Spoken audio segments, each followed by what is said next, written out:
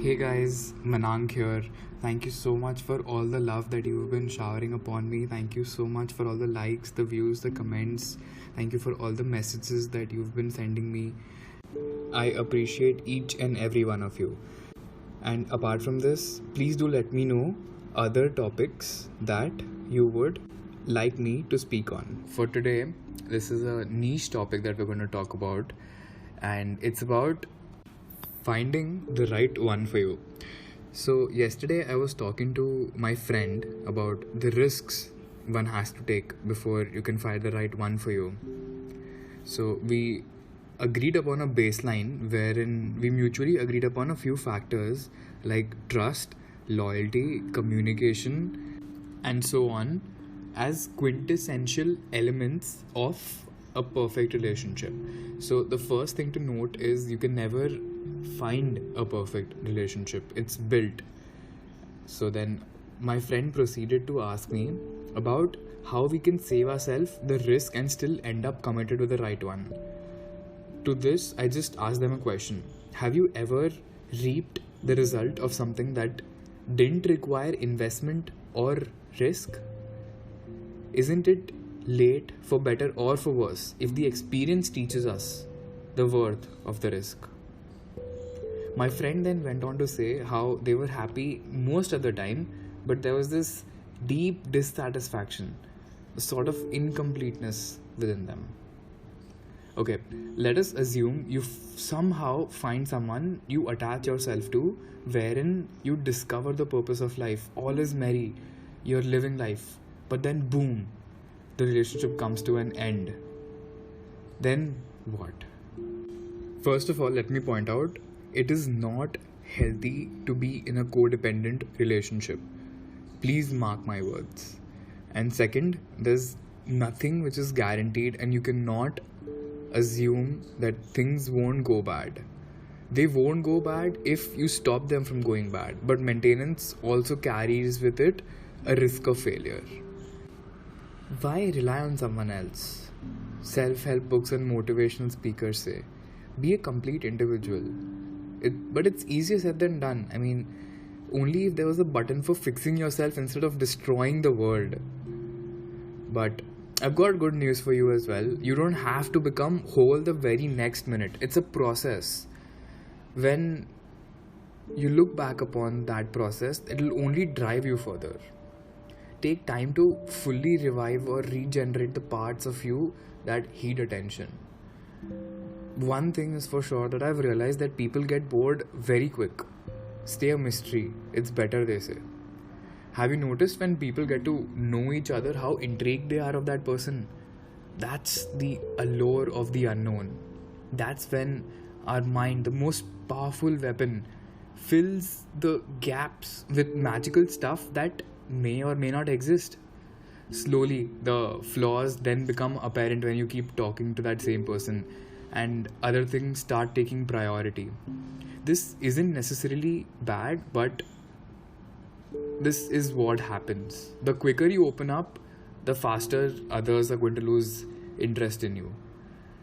After all, who wants to be vulnerable like that anyway, right? Who wants others to know their likes and what they want so as to be played around with afterwards? What about fears and dreams? Do you want them to know about your fears and dreams so that they can potentially hijack the same? You can tell more about a person by their phobias and aspirations than their preferences.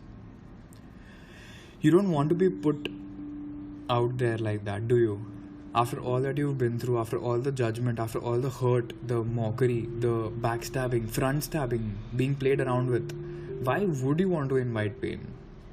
In the process, be careful though. In the process of flashing your bare self for a few handful seconds, don't forget about yourself. Don't forget about the things that make you, you. The entire day, you're someone else. You train yourself to be. You try to perfect this acceptable, mysterious character that others set a parameter to. Your thoughts lack authenticity. Everything becomes worldly, fake, for show, false. Why? Fear, validation, acceptance. Few of us have validation from our family, since the gap between our generations has led to this huge chasm of misunderstanding that is voided with confusion, drama, argument, and disbelief. We then go out to seek it from our peers, in the process losing ourselves if we haven't before already. I say lose because I believe in childhood we truly find ourselves, and lucky are those who never lose that when they grow up. The irony is that we think this stranger we are becoming is finding ourselves. Staying aloof then seems like a better idea anyway. There will be no confrontation, no display of trueness. And then we may think that we may save ourselves for our close friends, who we don't know but are equally as lost and aimless and clueless as we are. The version we then portray seeps in as the default face we show to everyone but our own self. There comes a silent, grey, fateful day when we forget who we are. We forget our childhood, the happy memories, and then we just are there, here, getting by, barely running away from ourselves to the horizon. This can get complicated with a capital C. Where's the space for happiness in this sophistication? How are we supposed to find friends and mates when we can't even find ourselves? How can we then find the one who is perfect for us when we don't even know who we are? And individual can of course intensify the happiness tenfold in your life if given the right environment and circumstances to express it safely. The fact is that this generation focuses on what others can see. Since we are on display all the time, we forget to think about what we are seeing. We forget to filter out not what we see, but what we feel when we do see what we see. It takes consistent, deep self-introspection to actually understand yourself to a point where you are a healed person, ready to tackle this world. Right now, we have broken people breaking each other apart even more, thinking that we are fixing each other. After the end of a long relationship in which invariably one was happy the entire time, looking back in retrospect, you think, how happy was I?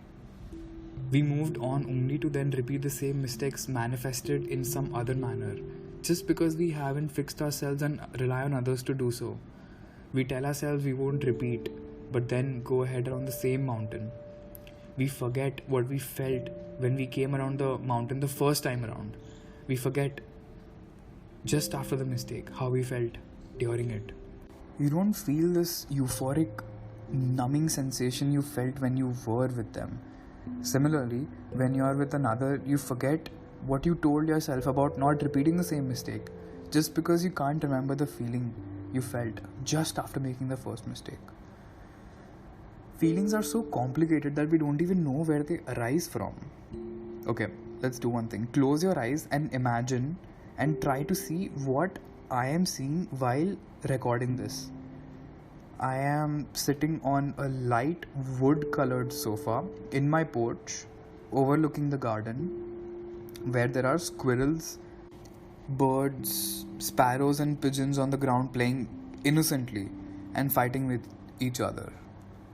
I can even hear the wind chime ring in the distance as a dry, arid summer breeze hits my face.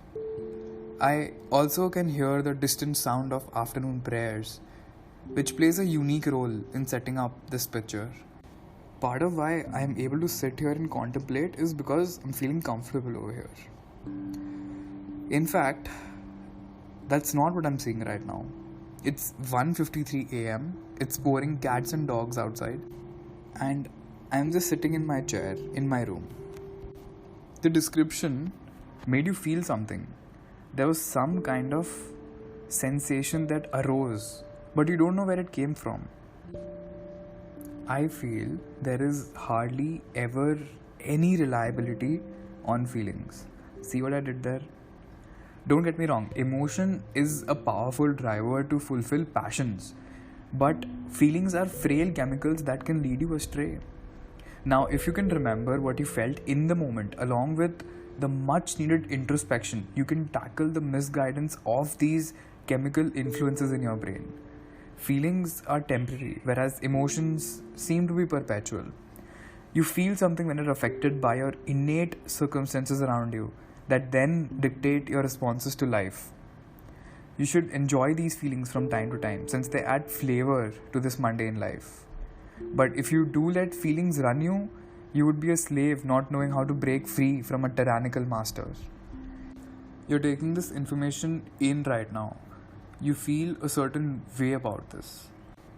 But what I am saying is, instead of filtering what you see, you should filter what you feel about what you see. This is how you have control over life, and maybe, who knows, fix yourself to avoid repeating the same mistakes. Perhaps in some way, you're just a little more prepared to find the one for you before the video started. At least I hope so. Alright guys, that brings us to the end of the video. I hope you guys liked it. I hope you guys enjoyed it. Please do let me know in the comments or on Instagram, Facebook, LinkedIn, WhatsApp, wherever, what other topics you would like me to speak on, and please do share it with your friends if you like it, and please hit the subscribe button. Thank you so much. Keep following, keep spreading love, and I'll see you in the next video or podcast, wherever you're hearing this. Thank you and have a nice day.